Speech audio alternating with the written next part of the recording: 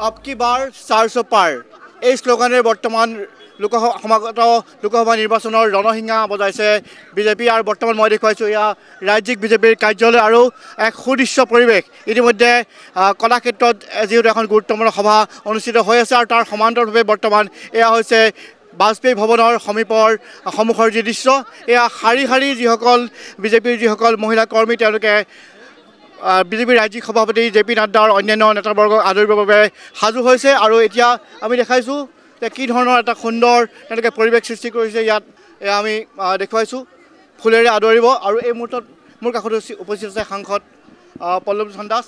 আজিৰ দিনটো কাৰ্যনিৰ্বাহক সভা হৈছে, ইয়াৰ পিছত কোৰ কমিটিৰ সভা হ'ব আৰু অহাকালিলৈ আমি নিৰ্বাচনী প্ৰস্তুতি সম্পৰ্কে আলোচনা হ'ব।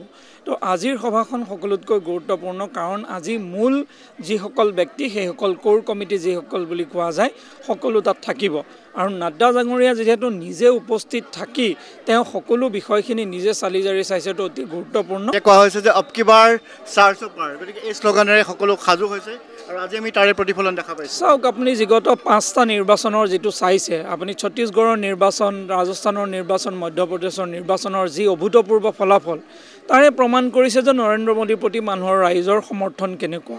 আৰু অসমতো আপুনি সাধাৰণতে দেখিছে ডক্টৰ হিমন্ত বিশ্ব শৰ্মা যিকোনো সভালৈ যেতিয়া যায় তেখেতক চুবৰ কাৰণে, তেখেতক চাবৰ কাৰণে, তেখেতৰ লগত এখন চেলফি উঠিবলৈ মানুহৰ কেনেকুৱা উৎসাহ।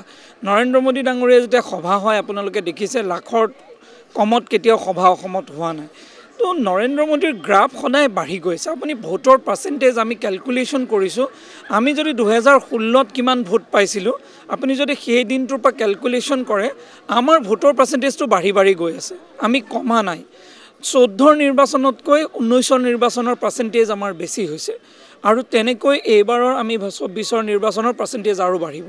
সেইকাৰণে এইবাৰ যিটো আমাৰ ডিলিমিটেশ্যন হৈছে ডিলিমিটেশ্যনে আৰু আমাৰ সপক্ষে আমাক সমৰ্থন আগবঢ়াব। সেইকাৰণে আমি বিশ্বাস ৰাখিছোঁ এইবাৰ সকলোতকৈ বেছি ভাল ফলাফল হ'ব কাৰণ আমি যিখন 9খন আসন আছিলে এইবাৰ আসনৰ সংখ্যা আমি ইতিমধ্যে লক্ষ্য লৈছোঁ কিন্তু লক্ষ্য অধিক পাবলৈ আমি সক্ষম হ'ম।